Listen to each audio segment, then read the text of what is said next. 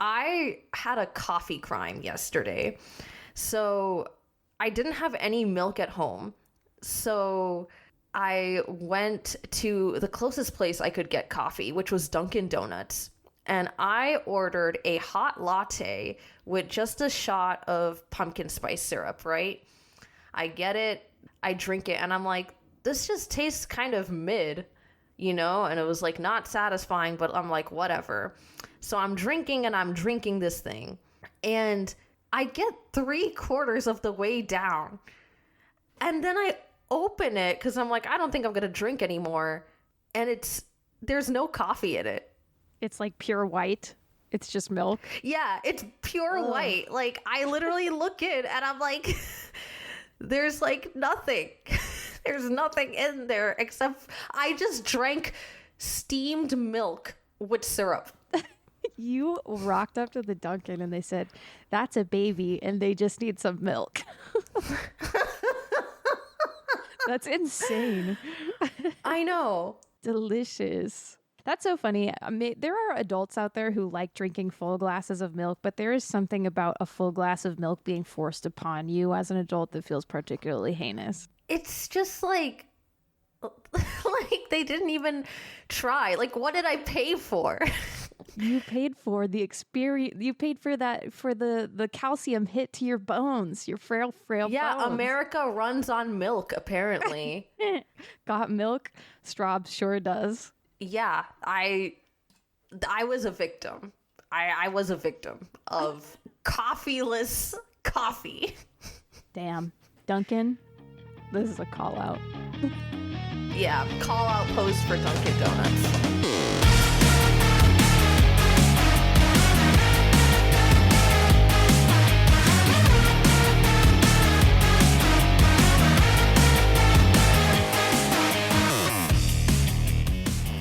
Welcome to the Bee and the Berry. I'm Bee. And I'm Strawberry. I'm Phoenix. Yay! Yay! I threw my hands up and everything. I was very excited. So. Yes. You could tell it was really animated. Thank you.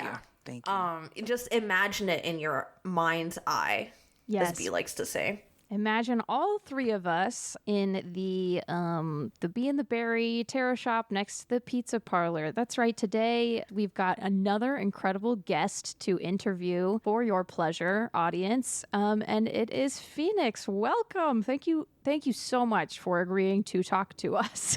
Yeah, thanks for having me. Phoenix is one of the organizers of Sonic Expo, which we went to last month. You could check out our little expo recap on our channel.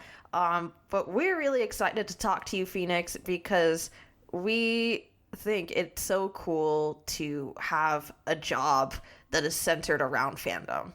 And we hope you feel that way too.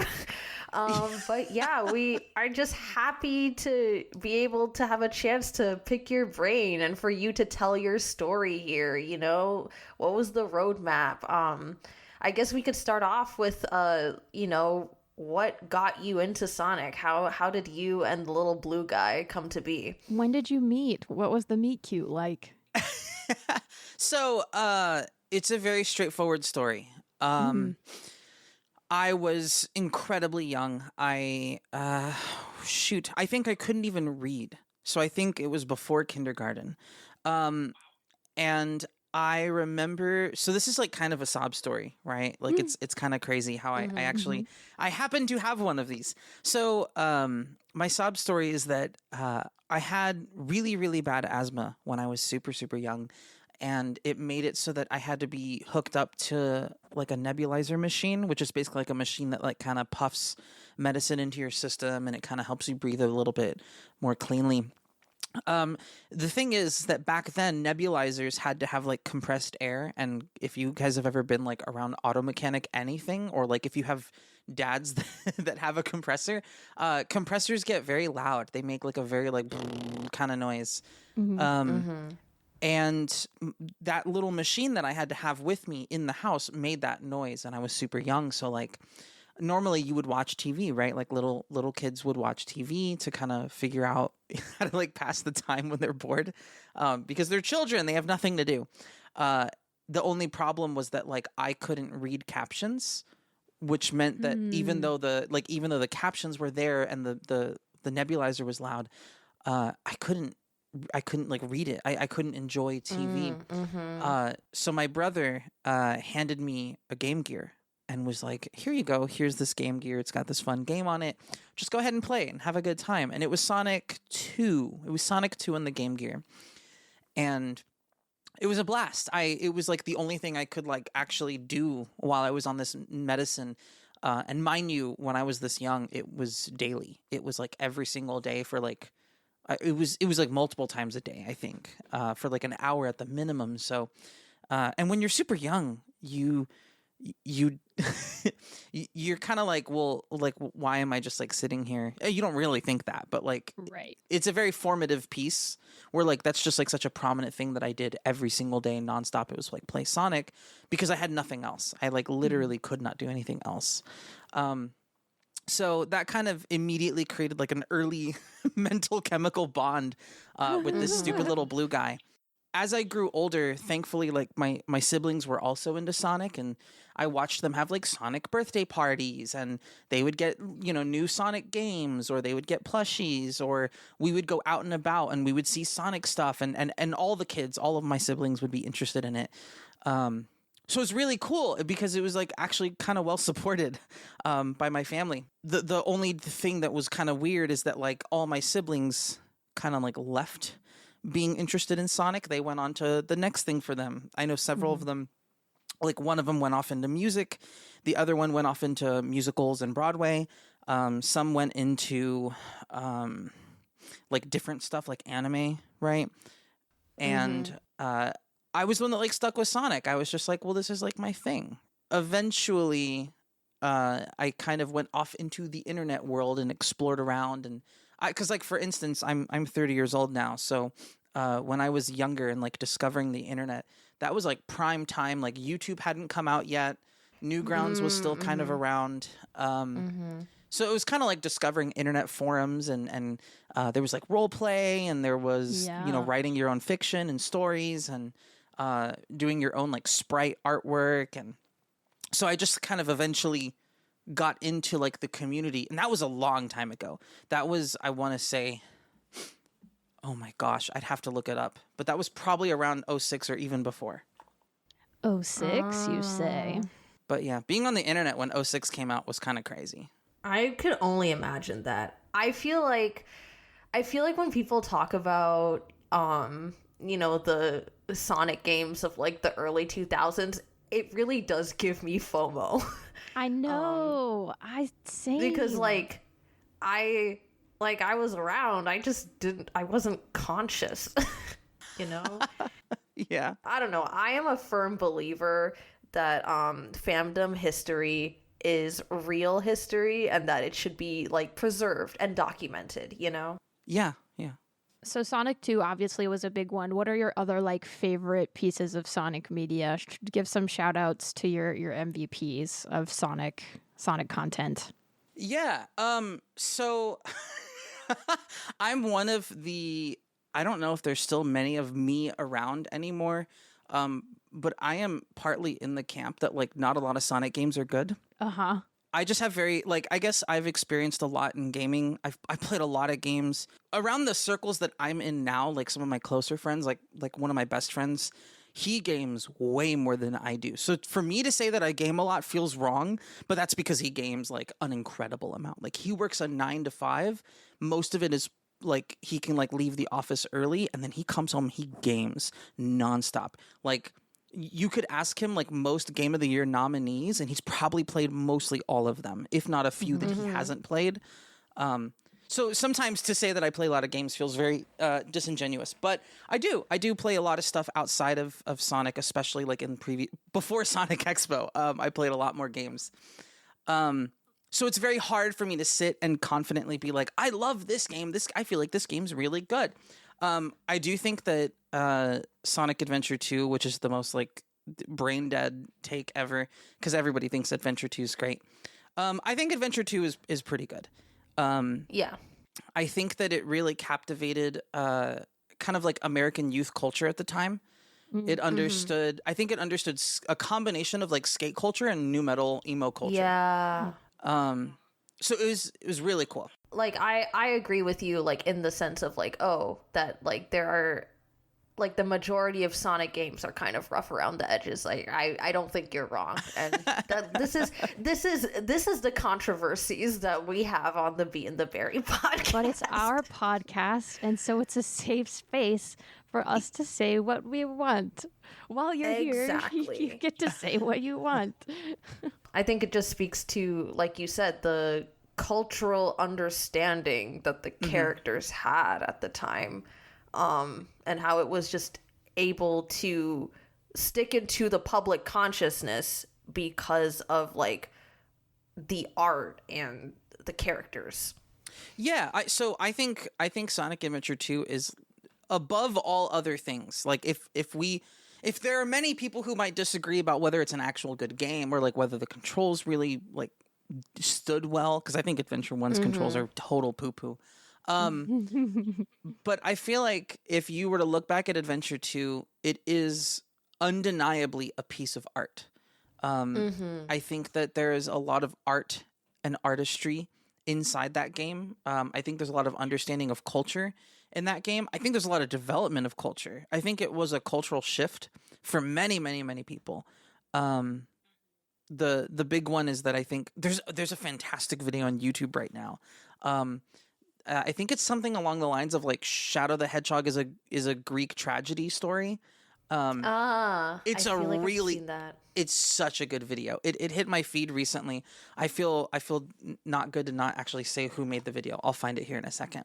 But like it kind of outlines the way that the storytelling of Sonic Adventure 2 follows a lot of like really good traditional storytelling structures. And I've just found that it defined a lot of things that I liked. Sonic Adventure 2 is a Greek tragedy by Psychod. I think that's the name. Or Psycho... Psykod. So I'm going to give that person a shout out because, oh my God, it's such a good video. And they have like no subscribers. Yes. It's crazy. Like they should definitely have more views on this video. So like, I love Adventure 2 for that specific reason. I actually think Sonic and All-Stars Racing Transformed is a pretty fantastic kart racing game. Okay. I think Crossworlds is pretty good. I played Crossworlds. I played it a lot. I thought it was really fun. I think Sonic Battle had like fantastic artistry. And I feel like it understood its own assignment.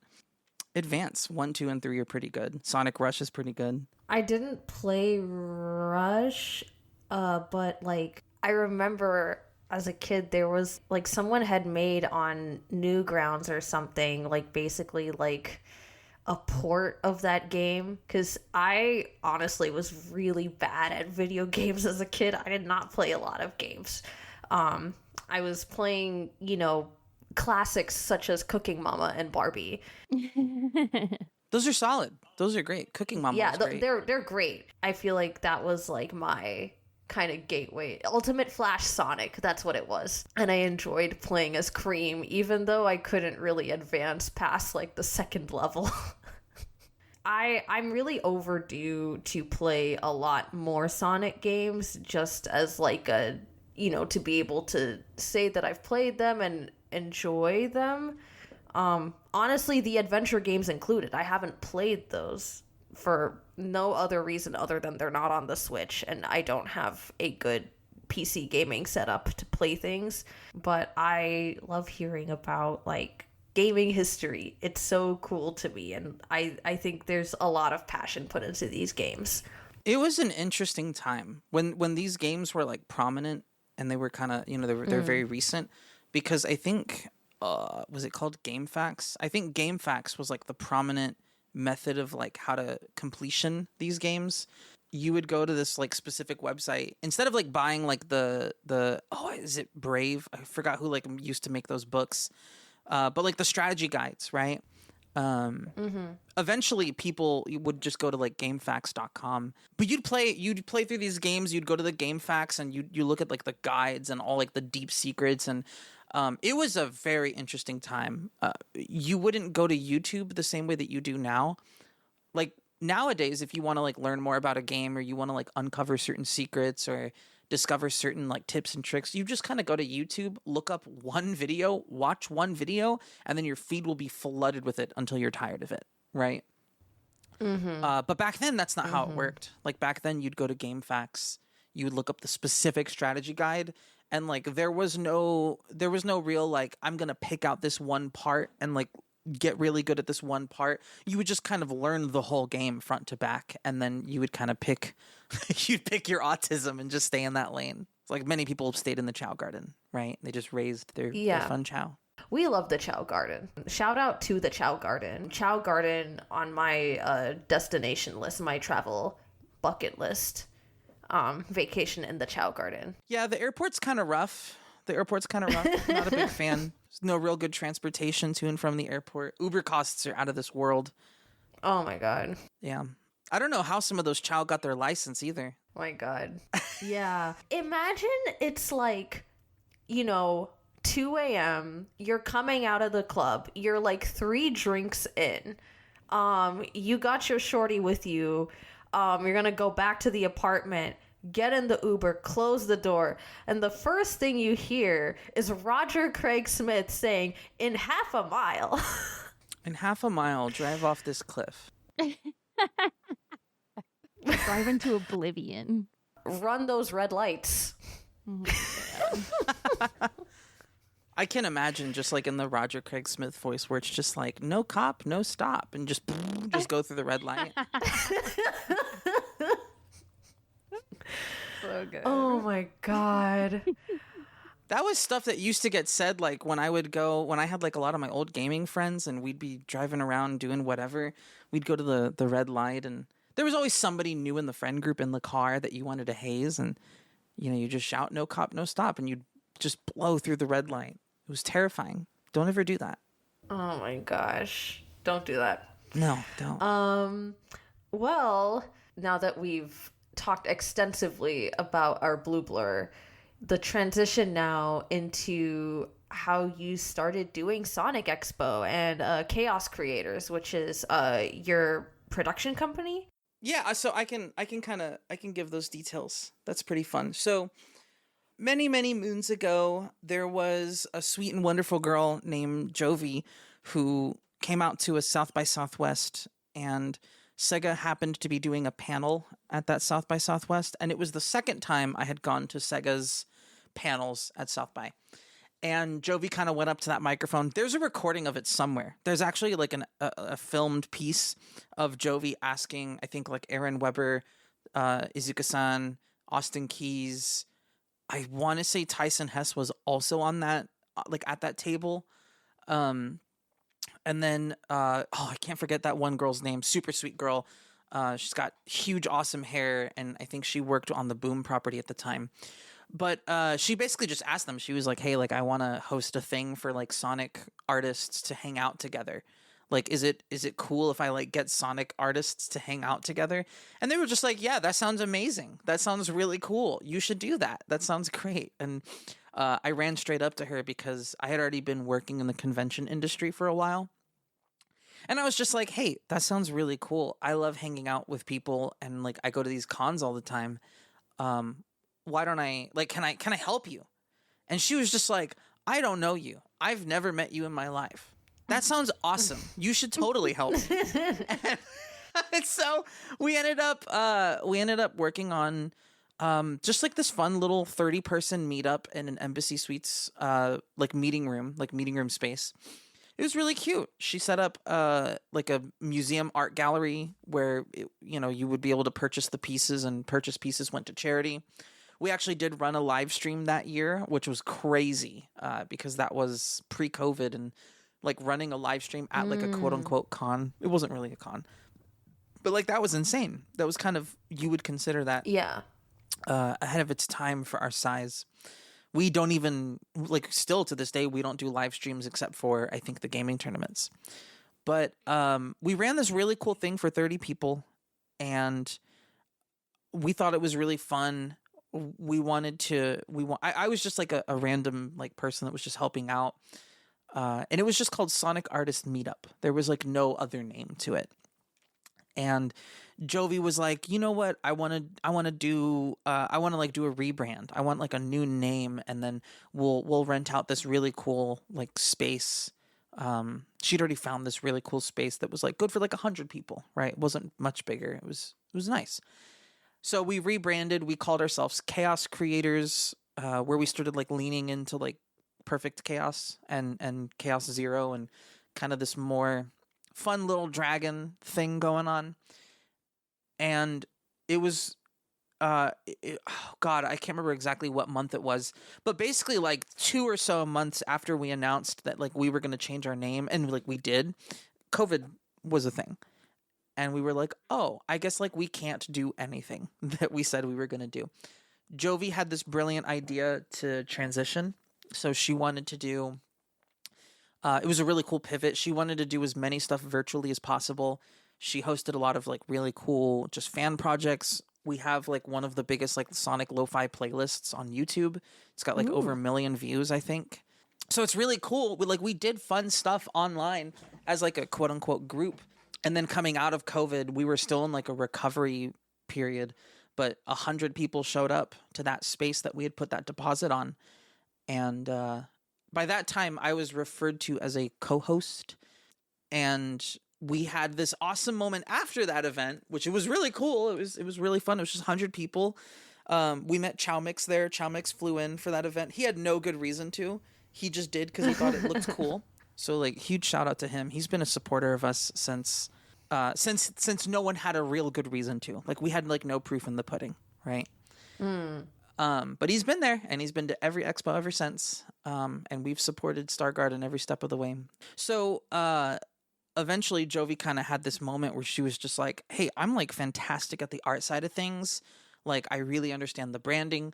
I just need a bit of like a businessy kind of help. What do you think? Yeah. And I had been running businesses for a while, especially like in the convention world. So I was like, okay, sure. So I picked up the title director. And what kind of happened next is I was like, well, we have to like establish a company. We have to like have it official on paper. Like it needs to be legitimate, because like real big venues are not going to be super cool with us just like signing papers as ourselves. It's going to be much easier to like kind of protect everything under a company name. So we turned Chaos Creators into a company. We did a partnership, so it's 50-50.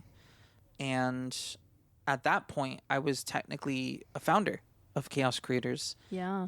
I take pride in claiming the name. I was the one that decided the name Sonic Expo.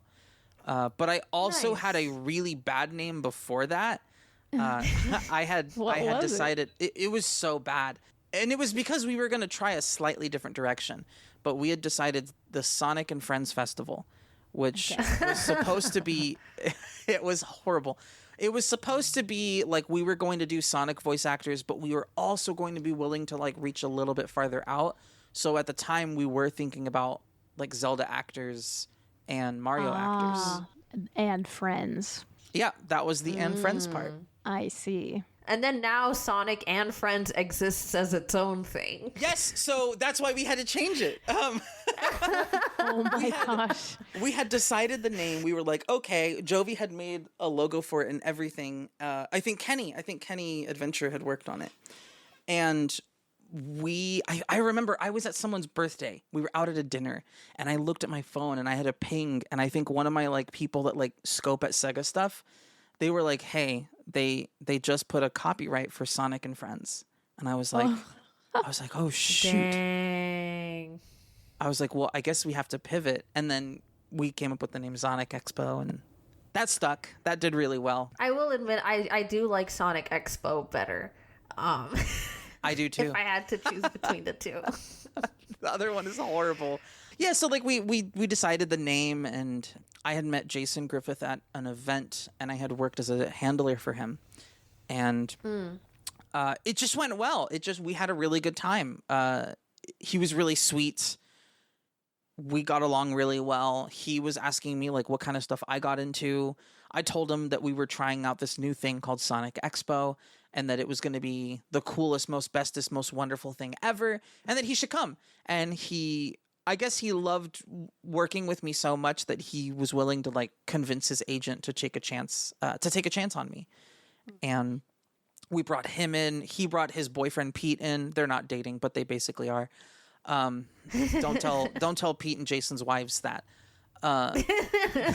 They both came into the project, and we kind of slowly started grabbing some of the other voice actors just through, connections that we had through the actors that were already there.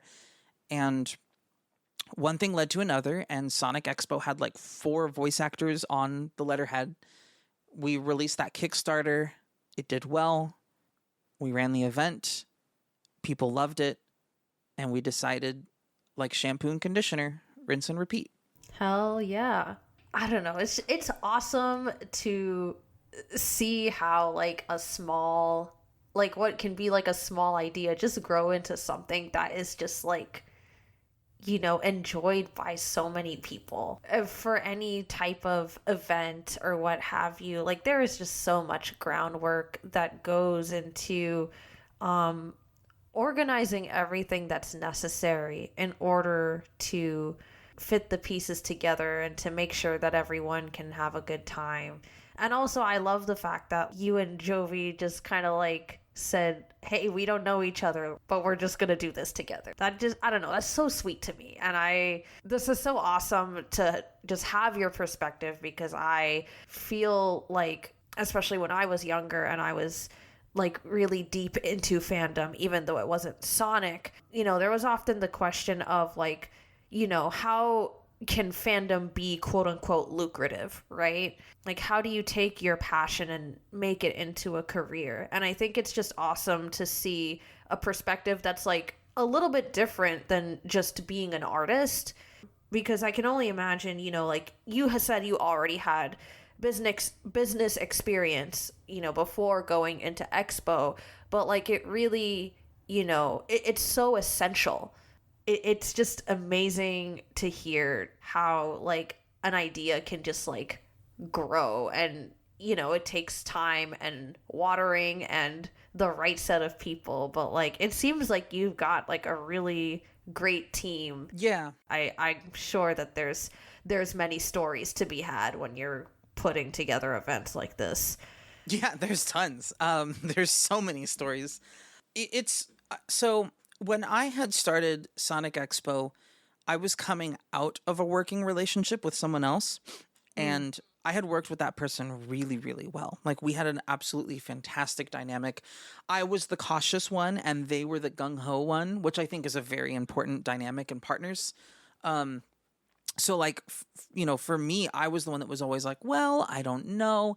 I think we should pull back this. I think we should be careful about that. And then they, on the other hand, they were like, nope, pull the trigger. Let's just do it. Who cares? We'll figure it out later. And that was a very important dynamic, but I loved working with them. I think they were a fantastic business partner. Even though there was not a lot of like tangibles they brought to the table, they brought a level of like leadership energy that was just so incredibly important. So when I was going into Expo, I had a lot of concerns of like, am I going to actually like in the medium to long term, being in like a partnership with Jovi. And now to this day, like I cannot imagine being in a partnership with anyone else. Working alongside Jovi is like out of this world. Like she's like one of the hardest workers you'll ever meet. I've never met anybody that can kind of output the kind of creative energy and ferocity at the same time.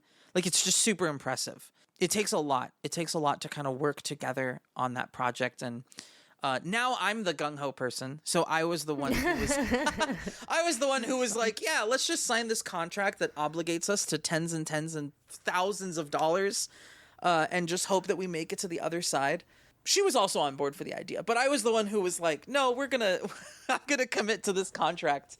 Who cares what these numbers are? Let's just do it anyway. And I have a saying that I tell people that humans are capable of miracles when their backs are against a wall. And I firmly believe in that. And I think that's what Expo does constantly. That's so cool. That's so beautiful. I'm like reaching my hand through time and space to touch B's hand. What? I wasn't thinking about you. Wow. You weren't on my mind. I love partnerships. I think that if you guys have something special, gosh, it's so hard to say. Always understand that partnerships are not purchased and they are not owned. They are rented. They are limited time. They will expire. And so I don't know if you guys have ever like rented apartments or houses or anything like that. Yeah. My first house that I rented, I kept it a house. There was a roof, there was a kitchen, there was my office, there was my bedroom, there was my living room, but none of these things were home. It was always just a house. And I made that mistake with that house. I never made it home. When I eventually rented my next house, which is actually the house I'm currently in, we've gone far and out of our way to make it a home.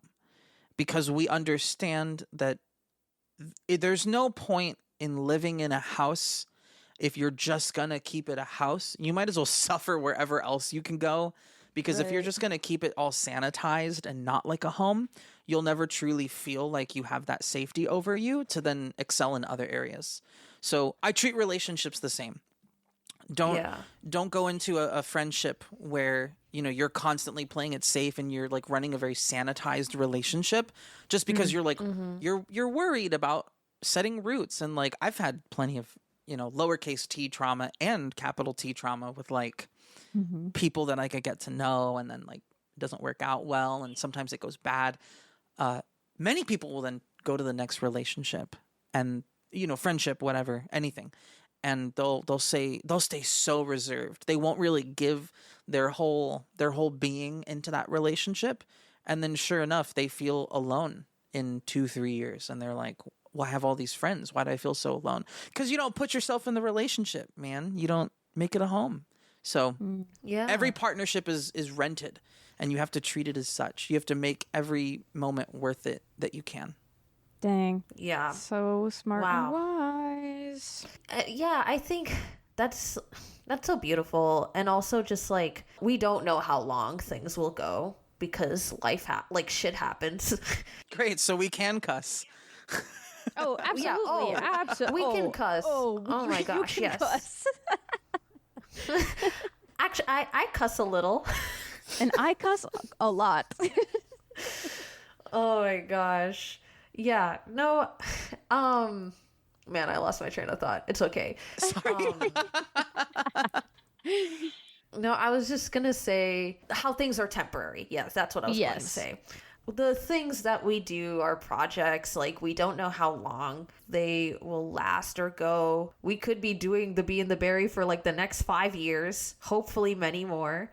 But like I think sometimes, you know, even if something doesn't go as planned, or if something ends up ending a little bit sooner than you expected, I think it is okay to still reflect on it as experiences that you can learn from. And I think it's still okay to be like, to treat it as something that was, I don't know if productive is the right word, but still as something that like watered your flowers. You know? It's permanent right now. Who knows how permanent it will be in the future, but our present is our present, and it's permanent in the present because it's happening. Yes. So treat it with that gravity. Do it well. Yeah. Do it well while you're doing it. Yeah, so permanence is a paradox. Right? Yes. Everyone seeks permanence. I think like the natural human condition is to like discover immortality. That's like that's like the whole so many stories, everything is about avoiding the inevitable end of the beginning. So everyone is seeking permanence, but we realize that like the absence of permanence is one of the best gifts to mankind. And so you have to respect lack of permanence, because when you once you gain permanence, you're playing a whole different game once permanence exists.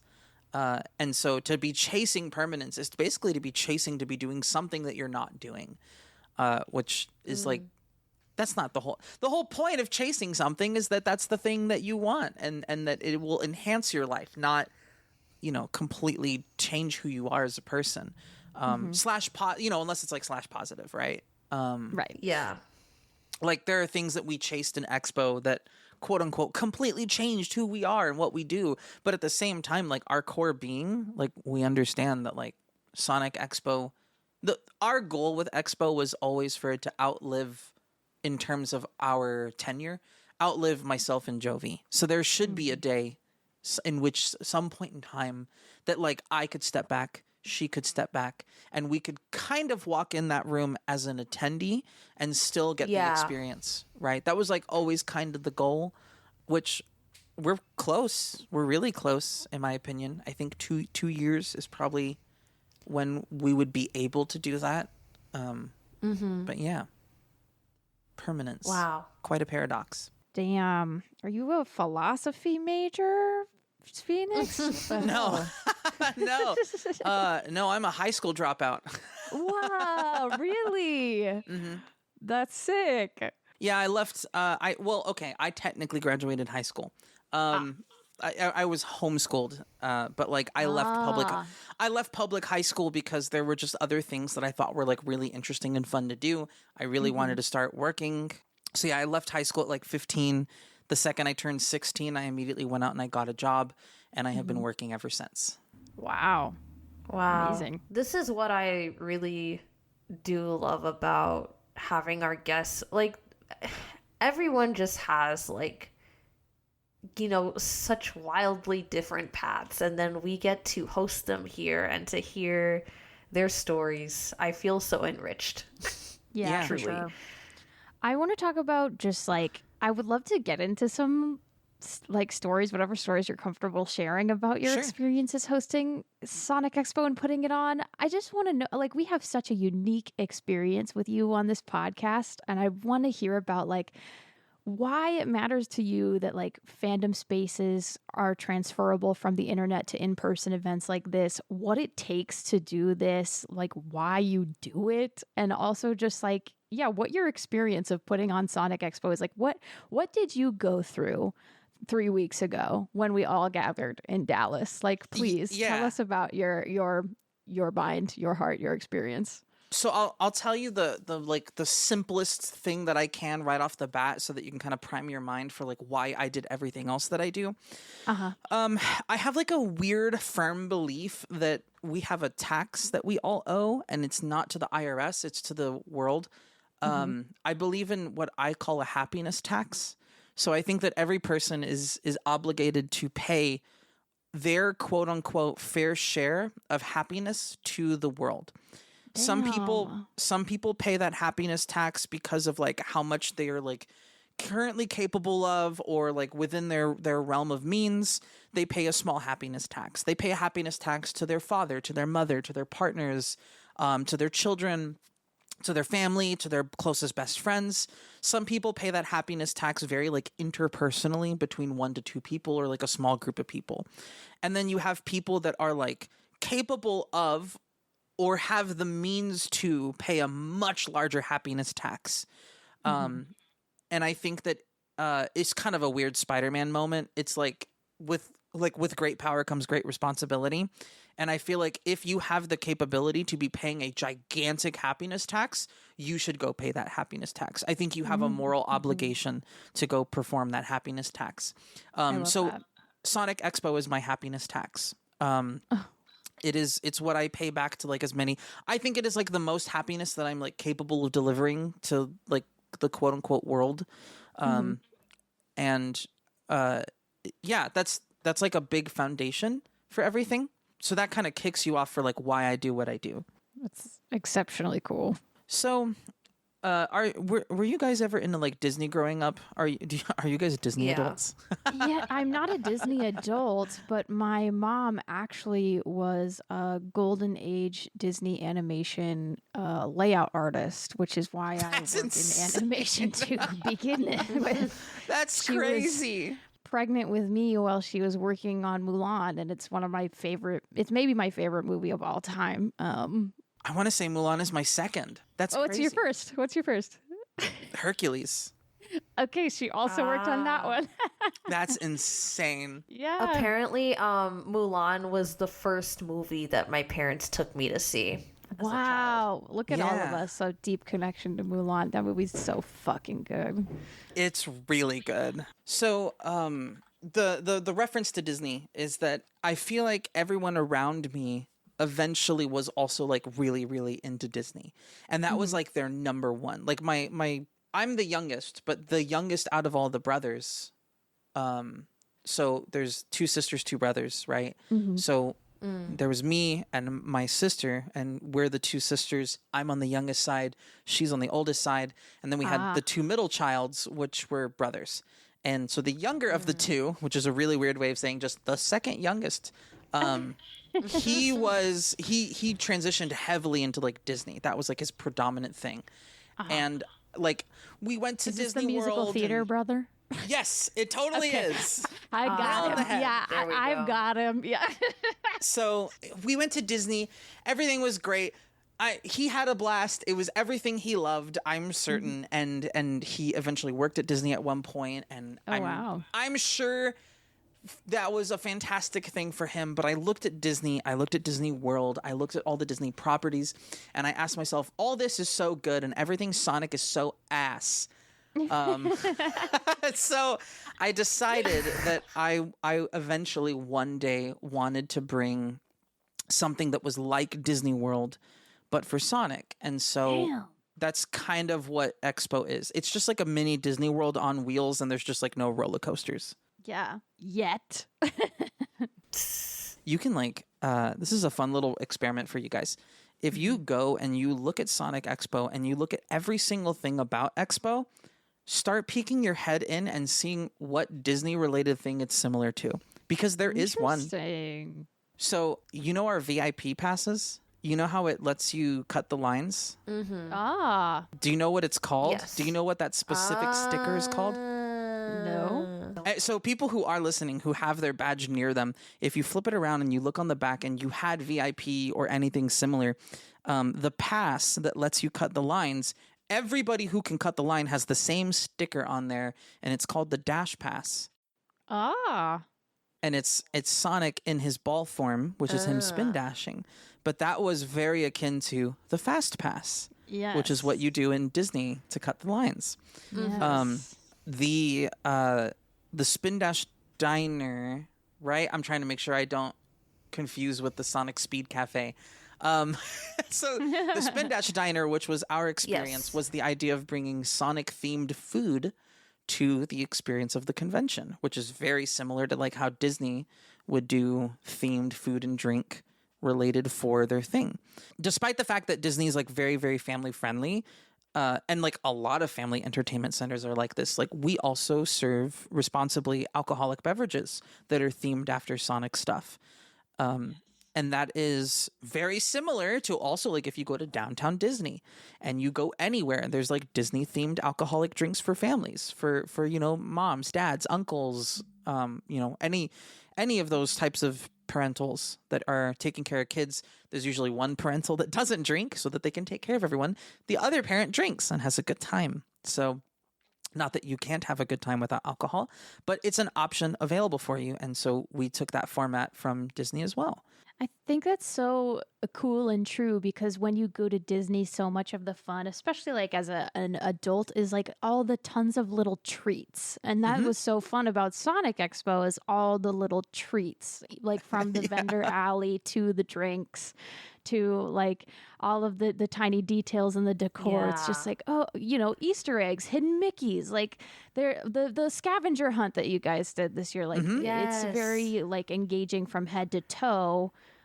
In that same way that Disney is. So that's very cool. Yeah. So I think like once you kind of pull the curtain back and you say like, by the way, we copied Disney's homework because it was like a high passion point for us, you can really start to see it and you can be like, oh my God, like I see all that inspiration. And then we build a big stage. We do like a really big stage the same way that like you'll see big stage performances at Disney if you go to like any of their theaters. Oh my God. Next year, a stage show like the Knuckles Knuckles show next year. We're doing a stage show. Okay, so our pitch for Sonic Expo is to do the rock opera from the Knuckles show. The idea that I had at one point was if we... So I've always talked about like what are the different Sonic Expos we could do and like what would their themes be. So like if you look at Dallas, it's very much music festival oriented. It's very concert heavy. Absolutely. If you look at Atlanta, it's very Sega oriented. So it's designed around like all the other Sega properties, including retro. So like we have a whole arcade. Like we have cabinets, actual arcade cabinets that you can play on in that game room. And it's very tournament heavy. I think we had like 7 tournaments in Atlanta. So we do stuff like that. And for California, it's probably just going to be like a petting zoo because all the voice actors are out there. not a literal petting zoo. Sorry. Petting zoo. No, I want to pet Kirk Thornton on the head. I want to give him a little pat. Yeah. And then like for Chicago, and like no one's going to steal these ideas because these are so hard to do. We wanted to shut down an entire part of the downtown street and take over like multiple bars and do like a bar crawl, but redecorate every single bar for a different zone. Oh my God. Sick. That's so Wait, so then fun. you have to tell me what you plan for New York then. Of course. So we're leading up to New York. That's actually exactly why I'm telling this story. The idea for New York, and of course anyone can steal this because I'm sure whoever steals it will have a fun time doing it, but it'll never be quite what we can do because we just have like an insane amount of passionate people. Not to say that other people don't have passionate people, but our team is just like insane. I don't know how they do what they do. So New York, the idea was that Friday night was going to be the Sonic Masquerade Ball, and then Saturday night would be Sonic the Musical. Stop. Wow. Fuck yeah. This sounds like my dream. Are you kidding me? Wait, because honestly, Sonic Musical is an idea that's kind of floated in my head. Well, you are a music person. I am a music person. In Phoenix, you have a musical theater brother. Have him star as Sonic. Yeah. we need Sonic and Tails, the Sherman brothers. Oh my God. I was just gonna say, you know how like people write shows so that they can cast their siblings, just like nepo baby your brother in, write a show, put on Sonic Expo, all so you can cast him in whatever role you think will get him that. Obviously this is going to lead to a Tony Award nomination, so it's going to lead to. Yeah. So I would 100% force Pete to play Silver because he does have stage play experience. And he's not allowed to say no. If I ask him to do things, he just kind of does. Yes. But yeah, oh my God. So it's just an idea. I don't want anybody to freak out. It's just an idea. It's just a thought. I don't know what our expansion plans look like for Cali, Chicago, and New York. We've had tons of people be like, go to Mexico. And I'm like, yeah, I'd love to. It sounds cool. I'm just not a native Spanish speaker and I'm not fluent. So being able to like actually go down there would be very difficult because there's so many people that I think there was a lot of training that we would have to do. Yeah. Yeah, totally.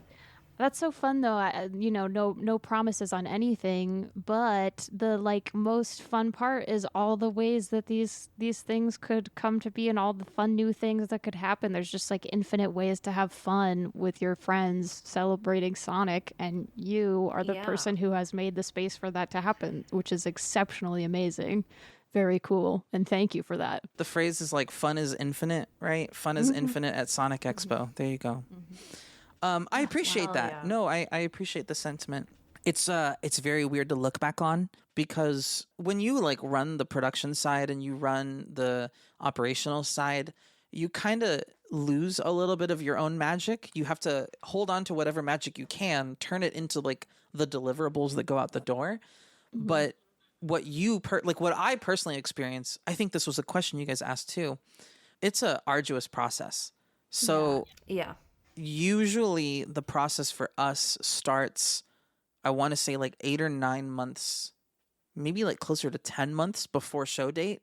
So about 10 months before show date, we usually are discussing like what contracts we're going to sign, what venues we want, how much hotel space we want to get. So like for instance in Dallas, like we own that hotel that the con is in.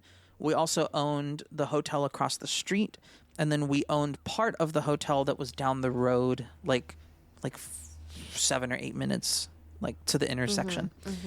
Like this year, or well, 2026, we're gonna have to own 1, 2, 3, 4, 5 hotels worth of hotel rooms just to accommodate like all the people that want to stay in the area. Wow. And that's hard. Yeah. So usually like 10 months pre-show, we're kind of deciding contracts, which once you sign that contractual obligation, like you have to be ready to deliver. You're basically obligating gotta make yourself it to the work. year's worth of work. So you can turn around a con in 3 months. It's horrible. Don't ever do it. I don't recommend it. I think we only were able to do it because we're us and like we're workaholics and insane. And I'm very fortunate that like I don't have a quote unquote traditional day job. So to kind of clarify like my work structure, I don't make a penny from Sonic Expo. It's a completely like I make $0. Jovi also makes $0 from Sonic Expo.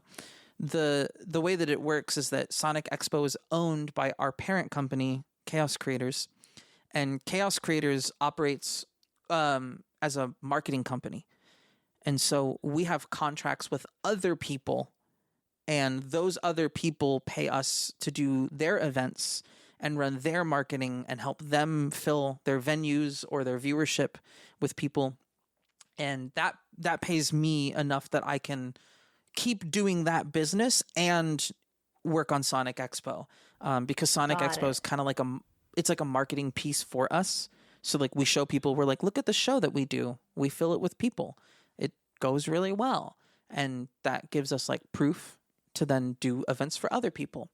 So yeah, we don't make any money off of Expo, but we use it to kind of turn into like a portfolio piece for our corporate stuff. So our corporate stuff pays me, and then Sonic Expo exists purely off of its own funding from the people that attend and the sponsors Got it. and all the other Wow. fun stuff. So yeah, we were working on Sonic Expo, making no Chaos Creators money for 7 years because it wasn't called Sonic Expo yet. It was just the Sonic Art Festival, and then it was Chaos Creators. It was so Sonic Artist Meetup, and then it became Chaos Creators Sonic Art Festival, and then COVID, where we did all of our online stuff. We never made any money, even from Chaos Creators, during those times. First Sonic Expo comes around, we took on a massive amount of debt to run that event. That's like something people don't know, by the way. Like we held on to at least 5 figures worth of debt just to Wow. keep Sonic Expo alive from 2023 all the way up until just this year.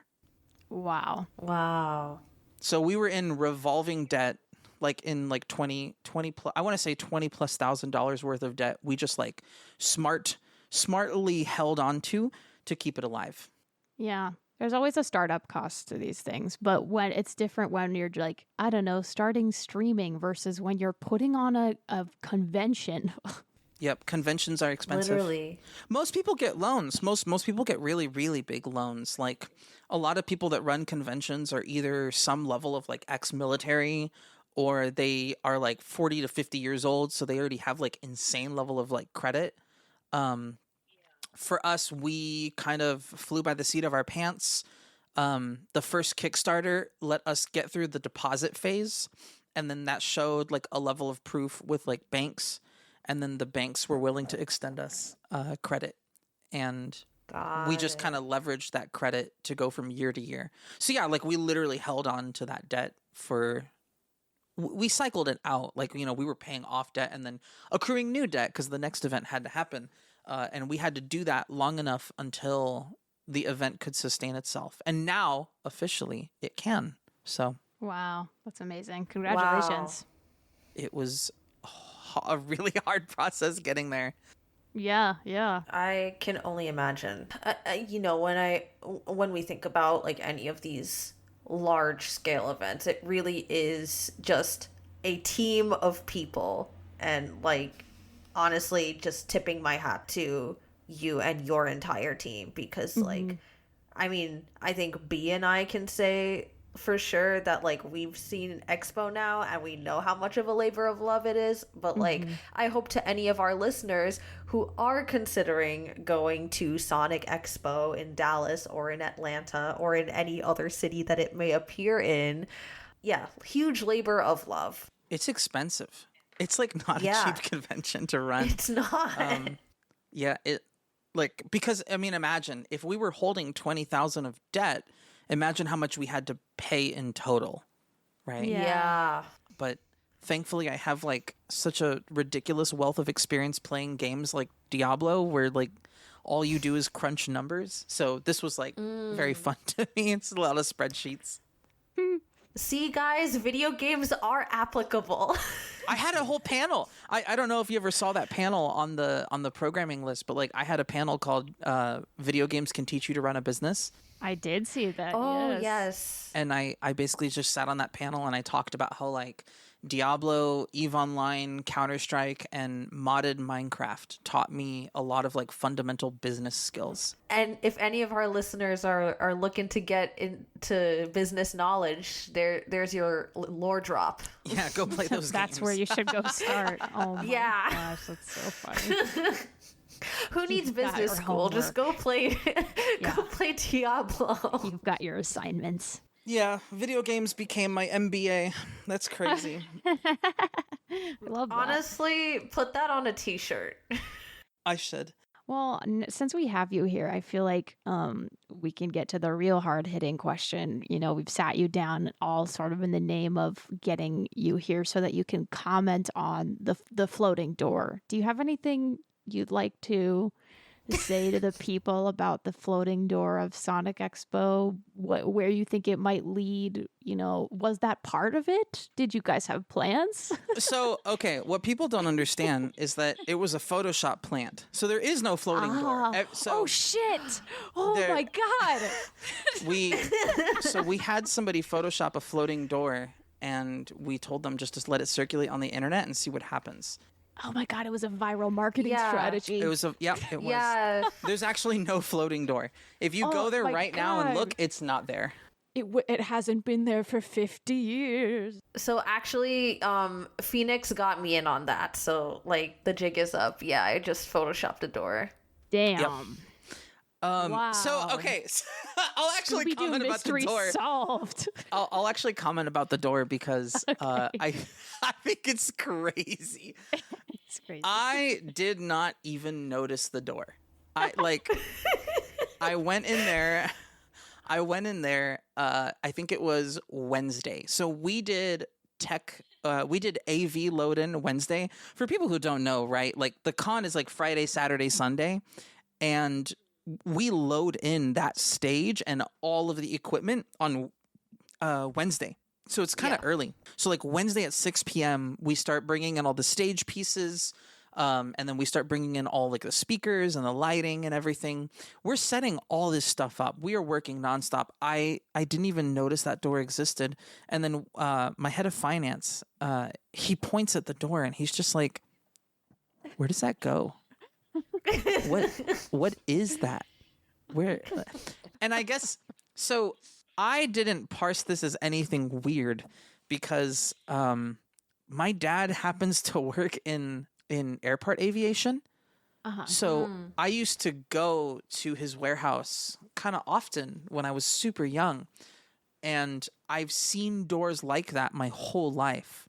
It is like, it is not anything that's like very new to me. But my dad used to joke about those kinds of doors. So to me, I was like, yeah, it's just the door. It's like it's all good. Like I've been seeing these doors my whole life. Yeah, don't you know Sonic Expo is in an airplane hangar? My narrative has been haunted by the door my entire life. Yeah. It is all culminated in this moment. What is the thing with the door? Why does everybody like this door so much?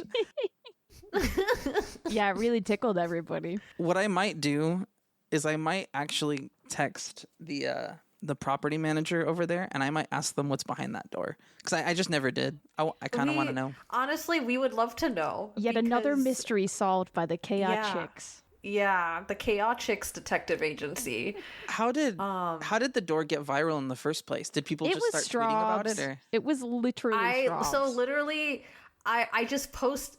So we were sitting kind of like in the back, and I was talking to a friend, and I just remembered like looking up, and I'm like, what the fuck is this Looney Tunes ass door just hanging on the side of the wall? And so I'm tapping everybody, and I'm like, look at the door. And they're like all confused. So I just posted a picture saying the floating door at Sonic Expo beckons you.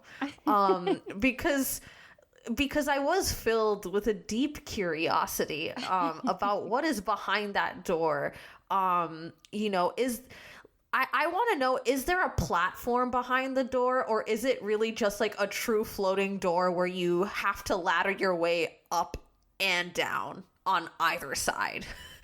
And then I think like people just wanted to, it was just a quirk, I guess, of Sonic Expo lore that people saw online, and they just took it and ran. And then the door got like almost 100 retweets or something like that, right? I know, yeah. Like people were like going crazy for this door. I honestly didn't even think it would take that much traction, but it was really funny. And that is so hilarious.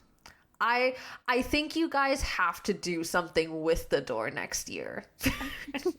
The door is now a valued member of the Sonic community. Yeah. I think we should get it modded into Sonic Adventure 2. Yes. Yeah. You know, like, It's or canon. someone Canon made to the lore.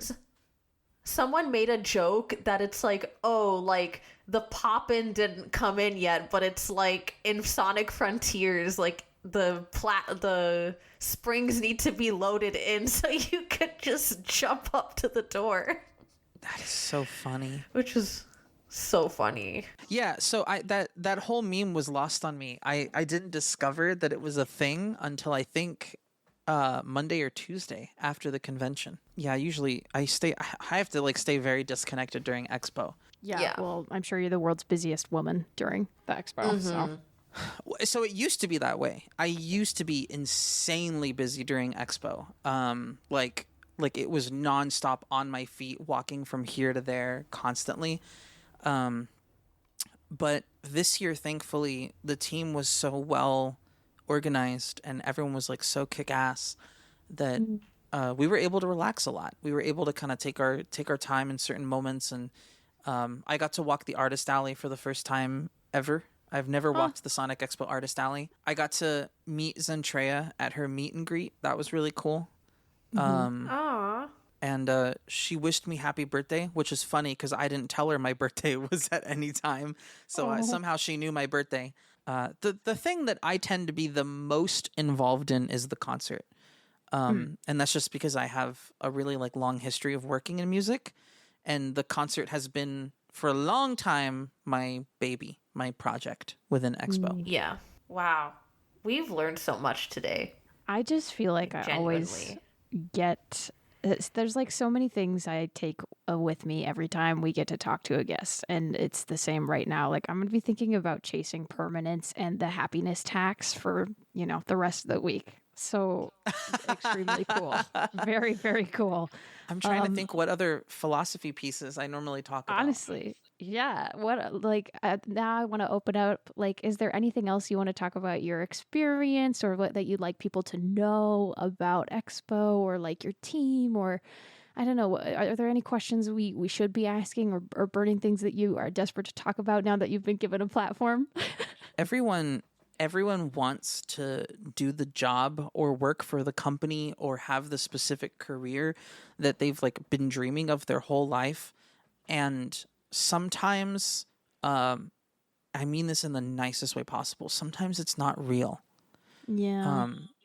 Everyone says, I want to work at a game studio where I get to be a concept artist, but I don't want to be suffering with like crazy deadlines or like really insane like managers and executives, and I don't want to be beholden to investors, and like they start outlining all these things, and then you slowly realize that's not real. That's something that like doesn't exist. Everyone everyone tries chasing the dragon, but dragons aren't real. And I used to experience this with games. So like I was always looking for like the next best game, the coolest game that you could play. I remember when Overwatch came out, I was like, "Oh my god, it's like everything I like about Counter-Strike mixed with everything I like about League of Legends." And I was like, "I have to play this game. Like this is like the perfect game. This is the ultimate game." And then Valorant came out, which is like also kind of the same thing but like favoring the opposite direction. And I was like, "Oh, this is the perfect game. Like it's what I've been waiting for. It's the best thing ever." And then Destiny came out and I was like, "Oh, it's also the perfect game." And like you kind of repeat this process of always looking for like the next thing that you think is the perfect game ever.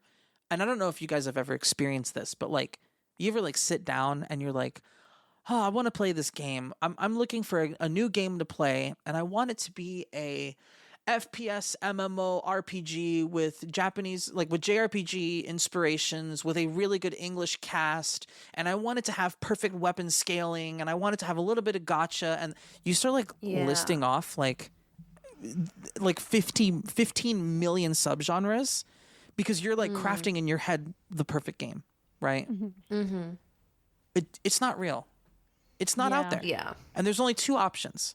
Either love something for what it is or go make the fucking game.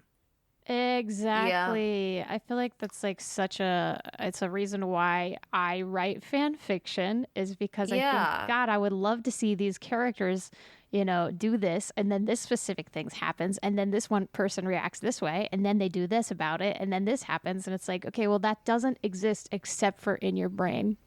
So the only way to make it exist is by doing it yourself, which is so much of the reason I am motivated to engage in fandom spaces, is because my desire to see the things that are in my brain made real is just that strong. I hopefully, because that desire is so strong and so genuine, somebody else out there will find it and will appreciate it. But just realizing it is really what makes fandom special to me. And even if you go and try to set out and make the thing and you feel like the process of making it is difficult, I think let that be a lesson to respect the craft and respect the work and respect, the people who have dedicated their lives to perfecting their craft. Like even when you have like the vision in your head, it's not going to come out 1-to-1 on paper. Exactly. And that's okay. And it would still be wonderful and amazing because you put your passion into it, and hopefully the passion of others who have contributed their talents. But the process of creating something is a very difficult one, but the hope is that it's also very fruitful and rewarding, and that's why people love it. So there's a really interesting thing that happens psychologically with people. Have you guys ever played any of the Souls games? Dark Souls, Demon Souls, Elden Ring? I haven't, because I know I'm going to get so fucking mad at them, and I can't spend that much of my life angry. Have you ever noticed how like the community is so nice to each other? Yes. So I think there's a psychological phenomenon going on here, and it's that two people that experience the same hardship, that's like an intense hardship, they respect the outcomes so heavily that like if you sit there and you're like, yeah, like I finally beat Godric after XYZ times, the other person goes, damn, it's a hard fight. Congratulations. Yeah. Because like there is no denying in any way, shape, or form that something was hard. Everything is in that game. They're all very difficult. And if you say that you beat something, like there is a level of camaraderie it's like remote camaraderie. Like you just immediately understand what they went through. I think we see this in like ethnicity subcultures and groups. So like, and even in like LGBT spaces, and like for myself, I'm Hispanic, so like there are certain Hispanic struggles that like I just understand other Hispanics have gone through. We don't have to talk about it. I just like respect what you went through, right? Yeah. And there's like a level of inherent camaraderie that comes with that. And I think that when you understand that what somebody went through was an incredibly difficult plight, you connect with them intrinsically very differently. And so like whenever I see other con runners and like it's the end of the show, I look at them and like I know. I've been there. I know Yeah. what they're feeling. And so I kind of know like the right things to say to them. Like I know to be like, hey, want to meet up next week because I know that they either want to go decompress alone or like I'll just be very direct. I'll be like, hey, do you want to drink tonight or do you want to drink next week? And I just give them the option. But I think that level of like, you just kind of understand hardships between each other a lot better when you both experience them, even if you don't experience them together. There's so much wisdom. And we are so grateful to just have you here and share your wisdom with us. Yeah, grateful to have you here. Grateful to hear your experience and also grateful to you for providing that experience. I don't think that can be stated enough. It's just really exceptional what you and Jovi have done for the community and also to all of your volunteers. Like, I don't think we can say thank you enough. It was such an amazing experience, truly. The celebrities are on their feet and using their voice all day, every day. Johnny, TJ, Mark, and Bentley sing their heart out and play their heart out. Joshua Taipale as well. There are so many people. The managers are busting their ass every day. Supervisors are busting their ass every day. Volunteers are so eager to look for work with us. It's so fucking awesome that they're just like, yeah, let's do it. Let's work. Let's do this. Let's do that. The content creators go so far out of their way to make content about the event, have fun at the event, and like we just want to make the space. We just give the tools. Everyone else is really, really good at picking up those tools and using them. And that's the blessing, like kind of in return. There's one more thing we'd like to offer to you, Phoenix. Sure. Because we do this with all of our guests. But it's a bit of a tradition here on the pod to give a tarot reading with the Amy Rose tarot deck. Oh, that's so cute. For context, I have never done a tarot reading in my life. You've oh my gosh, we're your first. You never forget your first. Oh my God. And it's, oh my God. I don't know if I should make that joke. Never mind. Never mind, I won't say it. Oh my gosh. Okay, I got my book. I really had to. Man, it's honestly been a minute since I've done a tarot reading. Should we do a 2 lesson more tarot reading?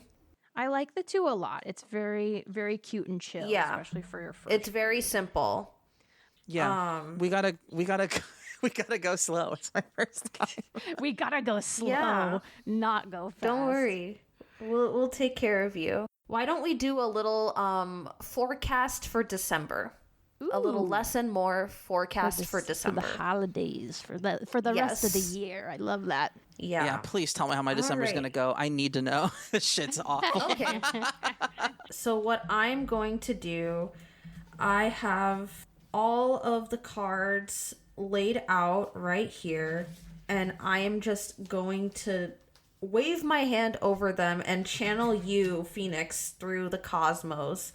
And you are just going to tell me when to stop. And whatever my hand is over, that will be card number 1 that I pull. And then we repeat the same thing for number 2. How's that? Okay, that sounds great. So I am waving, I am channeling my hand over, and you tell me just whenever you feel like it. Okay. I'm thinking. I'm feeling through the cosmos. Really feel it. Reach out. Okay, you could stop now. Wow, exciting. Okay. We have our first card. And now we'll just do our second. So I'm channeling Phoenix through the cosmos. I feel so channeled right now. Yeah.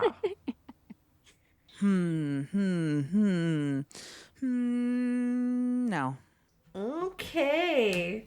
Well, now that we have our 2 cards, let me go and flip these over.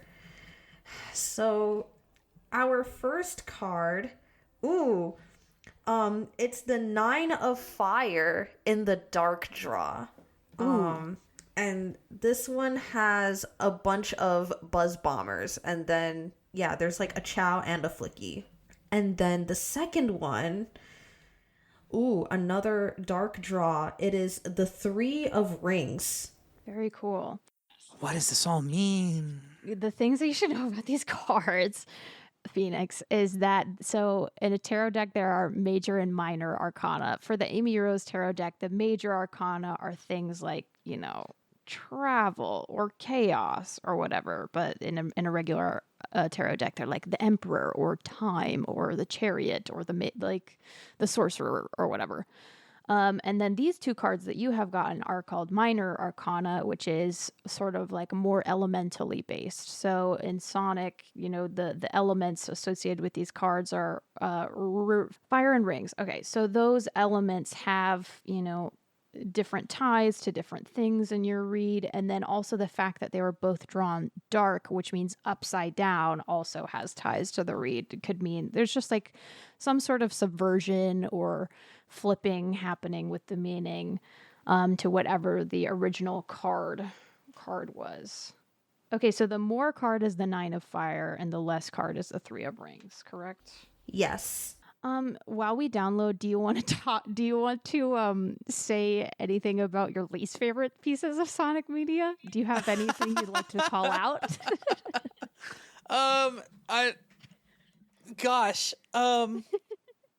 Do you want to get controversial?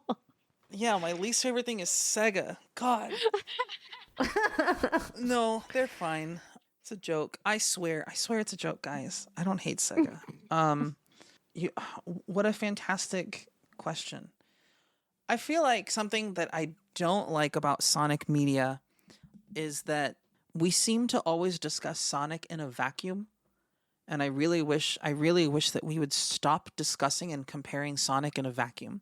I think it's really unhealthy for us to compare one Sonic game exclusively to all the other Sonic games or like very, very few tangential titles. So like we only really talk about things when they're direct competition with each other rather than just comparing arts for the sake of improving like the development. Yeah. So like you'll take like Sonic Racing Crossworlds, you'll be like, oh, it's so much better than the new Mario Kart, and like I hate the new Mario Kart, and that's like the only time we like talk about Sonic outside of a vacuum.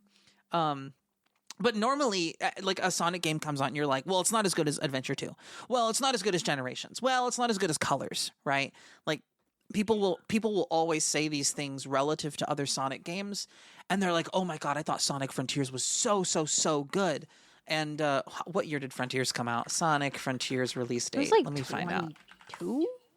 Yeah, 2022. Yeah, so 22. the problem about that is that like if you sit there and you're like, wow, Sonic Frontiers was a really good game, and you just use the phrasing game, like it's a great game, and that's all you really say, what you're actually doing is you are comparing it relative to Elden Ring, God of War Ragnarok, Horizon Forbidden West, Stray, Xenoblade Chronicles 3, and you're like, even if you like go to like games that have like less development prowess, right? Like things like Tunic and Neon White and Cult of the Lamb and Stray were all made by indie studios that same year. Ongoing games that were still being supported at the time were like Final Fantasy 14 and Apex Legends, and rest in peace, that game did well for its time. But like if you really like start taking it and comparing it to everything else in its time, like Sonic Frontiers was nothing of a fantastic game compared to like a lot of these titles that came out. Like if you compare it to other games in the gaming industry and the amount of like detail and like polish and care that gets put into them, it really just sometimes feels like that Sonic games that get pushed out are just like corporate poop just comes out of their fucking ass, and they're just like, well, we have to put out this thing. And like I'm sure that there's like a collection of shackles that are on different developers at different times, and you know, like I don't know to what extent Izuka-san is allowed to do certain things, but those limitations are not the good kind of limitations. They're not the. I don't know if you guys have ever heard like the phrase like limitation breeds creativity. For sure. Yeah. But like it's not the kind of limitation that we needed. like Splatoon 3 was out that year, and it's like, why couldn't we have gotten a Sonic game that really like pushed the boundaries of gaming rather than just trying to be like a safe, it was still, even though like it was a quote unquote risky game, they just still keep on playing it safe. They just like don't make interesting games. I agree with that in some ways. I mean, my understanding of that game's development is that it was kind of a Hail Mary, with like, I think the way that the games were going on in the 2010s. But like, I at least want to believe that, like, I know some people are really tired of the whole step in the right direction thing, because it might seem like, okay, but like, is like, what progress will that bring us? But like, I think there are elements of the game that were fun, but I do agree that it just didn't, like, especially having played other stuff since then, like, I agree that it doesn't have that sparkle and that polish that it deserved, because there were some really good parts of it. Okay, so starting with your more card, this feels like an appropriate more card to me. I see a lot of things that potentially could be relatable to you, but that's also completely up to you. So the dark draw of the Nine of Fire. Fire is the suit of like passion and feeling, obviously. So the first and most obvious thing you can take away from a suit of fire being in your more card is that right now, maybe focus on like feeding your passions or the things that make you happy, like emotionally take the time to dig into, your emotional place of happiness, I would say, over December and through the rest of the year. The card itself, the meaning of this card in the dark draw is talking about being tapped out and tired right now, which is interesting given that we've just come off of one of the biggest events of your year. That you're potentially in this moment of being tired or having just given a lot, and that right now you should be focused on not giving up, but instead taking time to recharge so that you can, come back into contact with your center of passion, your center of ambition, and the ability to continue motivating yourself to do it again. So that feels like a pretty apt more card for December, is just the acknowledgement of you being in this place of having given a lot and then taking the rest of the year to recharge from that. That's a pretty natural cycle to be reminded that you're in. Anything from you on that card, Strawbz? I mean, no, yeah, I just have to agree with that. It's your recharge time, and so I think feel empowered to just like chill and do what you love, even if that's just nothing. Man, that's so fun. There's a part of me where I'm like, it's rigged. How did you know? And I think you that's just probably channeled so well through the cosmos. I did. I'll never forget this. And then the other card. Yeah, this one is very interesting. Or the less card. Okay, so the less card, my bad, is the Three of Rings. The rings is the suit of material goods. That's health, that's finances, that's wealth, that's like tangible things in our lives. And I don't think that this being in the less card is about like, you need to focus less on material things. I think that's a crazy thing to tell most people when we're all probably struggling financially and just to survive and like keep ourselves afloat. I think it's more just like maybe there's a sense of like burden or fear, maybe even just like a focus on the material that potentially isn't serving you right now at the moment, or that you still need to let go. And then in the dark draw, it's about cooperation and organization. I'm not sure in this context what you need less of, but this card also speaks of friction between people and friction just because of disorganization. But I think that the word friction in this card description is especially interesting to me because I think that like a feeling of internal strife, either with a person on your team or with yourself internally, or just because you're feeling maybe disorganized or disoriented because you just went through this big thing and it's the end of the year and there's still a lot to sort of get together before the year ends. That is maybe that stress is something that you like need to let go of or pull yourself through or figure out so that you can focus on your more, which is like appreciating the work that you did, recharging so you can do it again. No, that's it. No, I think we should have to cancel the con. I think that's what the tarot tells me. Oh shit! All of this led to our worst nightmare. The end of Sonic Expo. Right here, right now. Yeah, sorry guys. It's over. Damn. Strawbz, what about you? What's your read on this? Sometimes, like, whenever there is, like, that friction, whether it be with yourself or with others, I think it's just about having grace, you know, especially after undergoing this huge, monumental task, right? To just have that grace for yourself and for everyone. And, you know, if there is, you know, whatever tension that may arise, it's everyone's just coming from, you know, their own place. And I think I think having the cards are telling me have a low-key December for you. That's what I'm getting.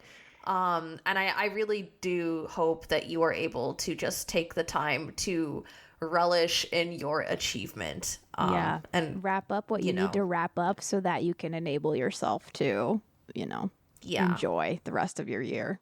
That's cool. I like how we can kind of take an abstract from it. I think that's neat. Oh yeah, I think you should be taking abstract things from it. If you're using it too specifically, it's like, well, how is that ever going to be actually helpful to me? It's all Tell vibes. me what to do with my life literally tomorrow. Exactly. Well, I think you should start by being excited for this podcast to come out. Yeah. When do these come out relative to like when we record? Can I like break that magic? Yeah, this one will probably come out. I mean, I think it'll probably come out sometime in December, right, Strawbz? Yeah. We are irregularly scheduled. It just kind of depends on our, like, what we have going on, but we don't have any episodes or anything kind of planned out. You're our star for now. You're queued up. Yeah, you're on deck. Yippee. That's fun. I have one more real quick thing for you. Sure. What are your like favorite games of all time? You've spoken of so many games. What are your favorite games? Real quick, give us a list of your faves. Oh my God. So I think definitively the best video game of all time is God of War 2018. Oh my God, I love that game. I think it is a fantastic story. The combat is immaculate. The cinematography work within the game is really, really fucking good. The acting is out of this world. The story writing is totally insane. The visuals for because it did really, really good to push its boundaries of the PS4 when it came out. I think it's a fantastic game. I think Doom 2016 and Doom Eternal are both really, really fucking good games. I think Elden Ring is one of the best games of all time. I think Kingdom Hearts 2 Final Mix is one of the best games of all time. I love that, yes. I think that Cyberpunk 2077, after its major updates, has become a very, very, very, very good game. I think Overwatch on its release was a fantastic game. I think Diablo 3 Reaper of Souls, when it finally kind of like found its footing as as it got kind of rehashed, I think that was a fantastic game. Oh crap. I think Megabonk is really good. If people are into like Vampire Survivors style games, go play Megabonk. That game is really fucking awesome right now. I think Balatro is a fantastic game if you're looking for something fun to just kind of sit on your phone with and enjoy. Oh gosh. God, there's so many good games out there. Oh, for sure. That was a great lightning round. That's list. a good fantastic list. Hades, go play Hades. Hades is also a really good game. Yes. And it's all the characters are so hot. Oh, yeah. She's just here for the plot. I'm just here for the plot. Love it. Amazing. Great list. Well, thank you so much for being here, Phoenix. This was an incredible chat. I feel really, really lucky that we got you on the podcast, and I hope everybody else who listened to this episode feels the exact same way. Everybody, tell us. Yes, on social. Tell us where we can find you. Oh God, me personally. Okay, so let me be able to actually spell it out for you correctly. So you can find me on X or Twitter at Mistress Phoenix, but it's spelled weird. So it's MYSTRESS and then Phoenix PHOENIX. That's how you can find me on Twitter or X, however you would like to call it. That's probably the best place to follow me. I yap there occasionally. I don't yap there as much as I used to, but that's because I've been having a low-key November since finishing good. Expo. So Very good. As And of you course, should. go follow the Sonic Expo pages everywhere. We will link those in the description. anybody can just hit up sonicexpo.org, and that will get you to 99% of the destinations you need to be. There you go. Perfect. There you go. And of course, if you're not already, go follow the Be in the Berry socials at the Be the Berry on like every platform ever. Yep. Do that for sure. And of course, as we say at the end of every episode of the Bee and the Berry, It may not be canon, but it is correct. Ciao.